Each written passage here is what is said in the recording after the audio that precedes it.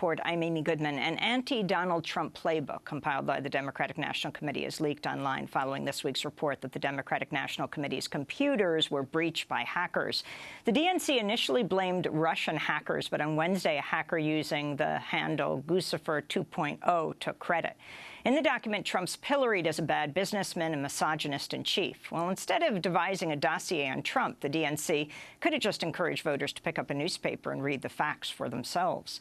A series of new investigative articles revealed Trump's shady business dealings in Atlantic City, his failure to pay contracted workers over the years, and his decision to partake in what may amount to calculated tax fraud, a felony. We begin by looking at a lengthy article this past weekend in the New York Times detailing how Donald Trump bankrupted his Atlantic City casinos but still earned millions. Reporters Ross Buettner and Charles Bagley write, even as his companies did poorly, Mr. Trump did well. He put up little of his own money, shifted personal debts to the casinos, and collected millions of dollars in salary, bonuses, and other payments. The burden of his failures fell on investors and others who would bet on his business acumen. Their new article is headlined, How Donald Trump Bankrupted His Atlantic City Casinos But Still Earned Millions. Ross Buettner and Charles Bagley, welcome to Democracy Now! Russ, let's begin with you. Talk about what you were most surprised by in this piece, how Trump profited on failed casinos. It's a good question. I think the most surprising thing to me was the pattern that just repeated over and over again, which is him buying high, mortgaging even higher, and then promising that everything was going to be wonderful. And the inevitable happens that they run out of cash. The casinos can't support the debt that he's put on them. He's able to get his investors to take a haircut, a big cut in the money they have coming, and then the pattern starts all over again. And that repeated itself 4 times and probably would have 5th, except for the investors that finally had it with him by about 2010. What do you mean 4 times? 4 times bankruptcy? 4 times bankruptcy, yes. Which is very interesting because many who support Donald Trump, you know, people out on the road who go to his rallies, talk about just this country needing jobs and that we need a businessman to run this country correctly. That's exactly right. That is the central core of his candidacy. Charles, tell us the story of the empire that Donald Trump assembled in Atlantic City. Lay out the whole boardwalk geography. Sure. Voters in New Jersey approved gambling in Atlantic City in the late 70s. So you saw the development of a bunch of casinos down there. Donald Trump came in the second wave. And so in 1982, he got licensed. He saw an opportunity. And he piggybacked on other people's efforts there. So he had a great location. He had a piece of land right next to on the boardwalk next to the convention center. But he didn't have the money to actually erect a casino, so along came Harrah's, and they agreed to put up the money for the building, to pay him a construction management fee, and to let him have half the profits. So that was his first casino. The second casino, Hilton, had just about completed a casino in the Marina District. They couldn't get licensed. Donald bought it. It was directly across from his patron's casino, a Harrah's casino, and they were outraged about this. So that partnership ended. Donald now has 2 casinos. All of this was bought with debt. There wasn't a lot of money that Donald was putting into the properties. So then he's no sooner done acquiring 2 when Resorts International, which was the first company to build a casino, is now building what they say will be the biggest casino in the world.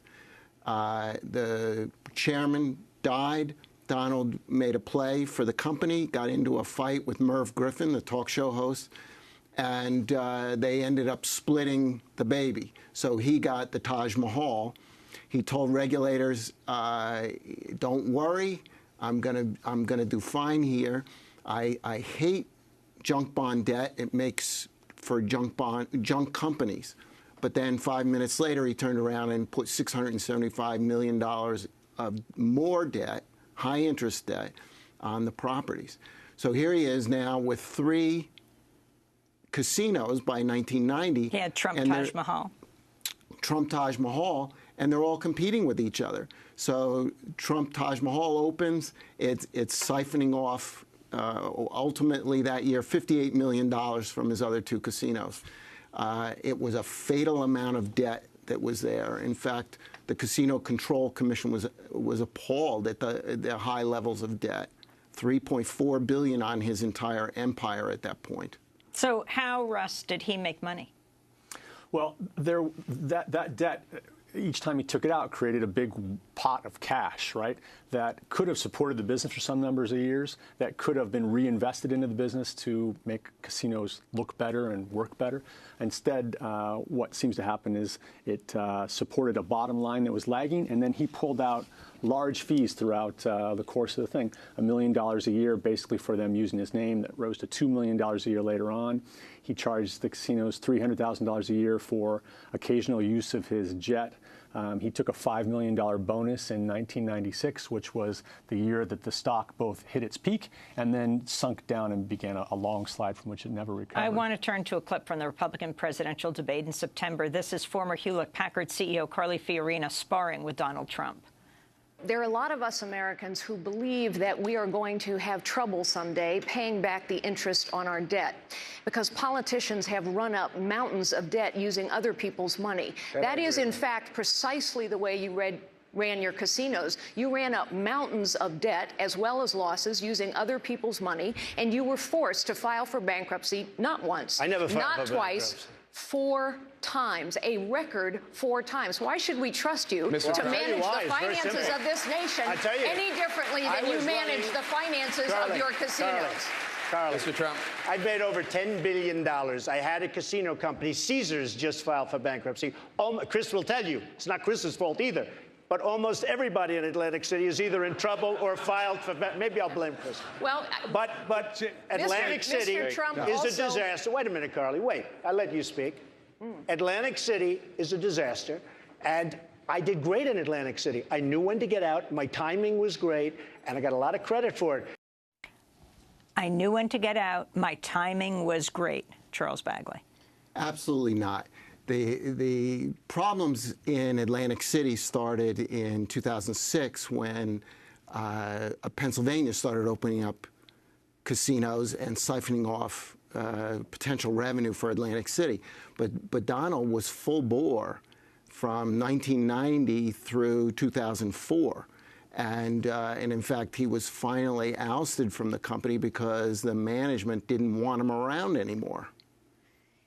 You write, a close examination of regulatory reviews, court records, and security filings by the New York Times leaves little doubt that Mr. Trump's casino business was a protracted failure, though he now says his casinos were overtaken by the same tidal wave that eventually slammed the seaside city's gambling industry. In reality, he was failing in Atlantic City long before Atlantic City itself was failing. But even as his companies did poorly, Mr. Trump did well. He put up little of his own money, shifted personal debts to the casinos, and collected millions of dollars in salary, bonuses, and other payments. The burden of his failures fell on investors and others who had bet on his business acumen. Russ Buettner, who suffered?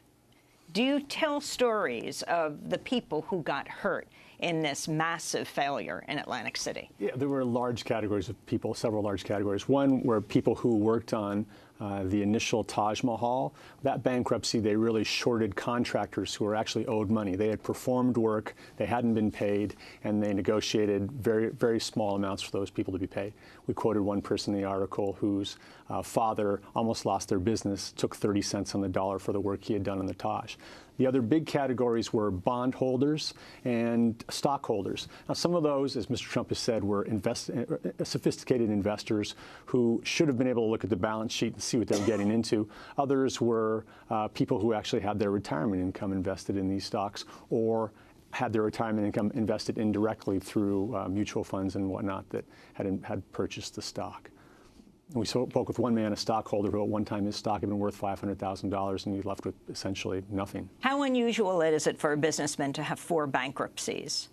Well, I think it's somewhat unprecedented, and the idea that Wall Street continued to give him money, not once, not twice, 3, 4 times, I mean, we were kind of holding on to our heads when you look at the full record down in Atlantic City. I don't think I've seen anything like it. Now, more recently, a number of casino companies have had trouble in Atlantic City because the market is shrinking as other states put casinos online. But in my experience, I've never seen anything like it. Was the state takeover similar to Flint? The state takeover of Atlantic City? What they're proposing.